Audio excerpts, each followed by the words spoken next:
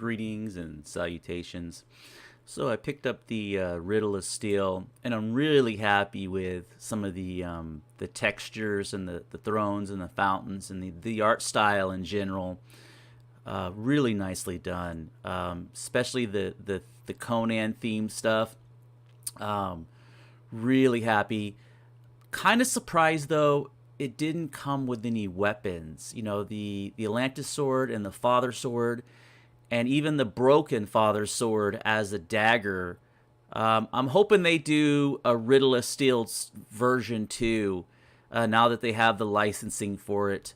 But definitely super happy with just the art style in general. I like how, and like the fountain is interactive, like you can turn the fountain off and on. I thought that was really neat, and I kind of thought maybe this one you could turn off and on, but I guess it's not. But really nicely done set, really nicely done.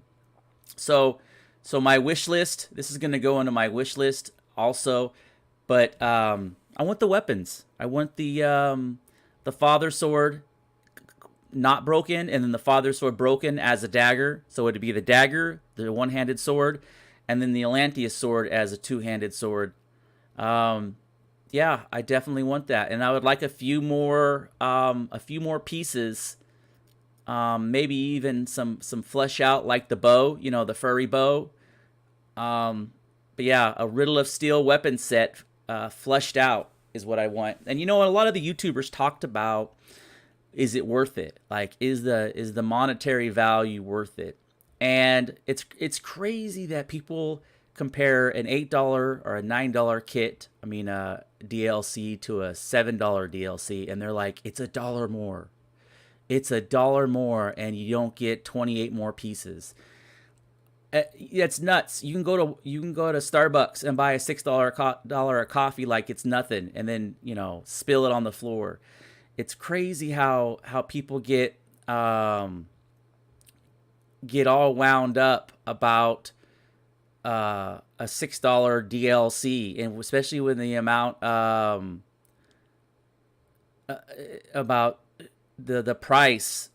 I'm happy that they're coming out with DLC. I'm extremely happy, and I hope they continue to push more content and more volume. And if they come out with a Riddle of Steel, I'm buying it. Like, I'm not gonna even look back. I'm just gonna be like, whatever, I'm buying it. Um, and I hope they come out with the second one. And they did. I bought the Persian DLC, and then I noticed that they had this season pass for $23, and I was like, okay, whatever. I bought it for $23. It's $20. So yeah, I ended up eating the first DLC that I paid $9, but I don't care. I just don't care. Like, it's not nothing to get wrapped around. I have played World of Tanks and War Thunder, and I think in 3 or 4 years I have dumped $1,500 into World, maybe more. Maybe it's more like $2,300 into World of Tanks. And if Conan wants to come out with a $6 DLC for 800 or 900 or 1,000 hours of playtime, like, you can't even go see a movie for a 2-hour movie and not cost you $20, with popcorn and ice cream and whatever. Like, so to get 800 hours or 1,000 hours or whatever you're into, and it to cost you, that's pennies on for just a little bit, for per hour, just pennies per hour is when it breaks down, when you dollar cost average it. So, and I also look at it like this. I look at it like, when you buy that DLC, you're supporting Eric and Rob the Swede and all those developers. You're giving them jobs, and those jobs in return support their families and their kids, and support education, and support lifestyles, and all of that is good. It's all of that stuff drives economy, and it pays for their heroin addict. I'm joking, but anyways, I just can't believe that the other YouTubers are getting into the weeds about $1. Like, who cares? I'm just happy that they come out with whatever DLC that they come out with, and it shows that that they're continuing to develop and drive the Conan Exiles product line and universe as a whole.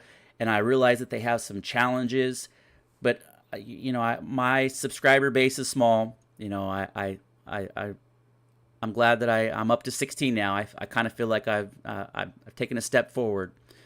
And I'm not trying to rant too much on this, but if you as a subscriber feel that $6 is too much, you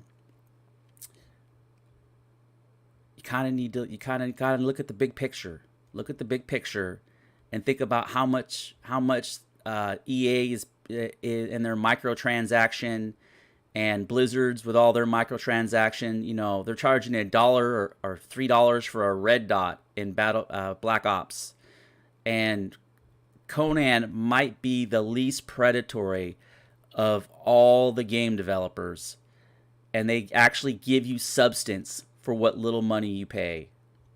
Anyways, anything they want to come out with, I'm okay with buying.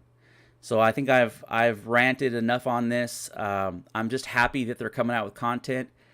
And my only gripe is that it doesn't have the weapons. I would really wish that they could close the package with the weapons. But if they want to come out with the Father Sword and the Atlantean Sword and a couple of armor pieces and call it the Riddle of Steel weapon pack, I would be ecstatic. I would buy that for $6 and be as happy as a kid with cake. If you agree with me and you think the same way that I think, please share my videos. Post my videos on the forums or on Reddit. Because this is kind of contrast and counter to what a lot of the other YouTubers are thinking, but it just blows my mind that they're like, it's not a value, it's not worth buying for $6. That's not the point of this. The point is you're supporting Conan Exiles, and you're supporting the development team, and you're supporting a project. Like, that's, people dump all kinds of money into Kickstarter, and they don't ever have anything to show for it. And you have to think about it like that. You're supporting a development team. All right. If you like this kind of content, please like and subscribe, and thank you for watching.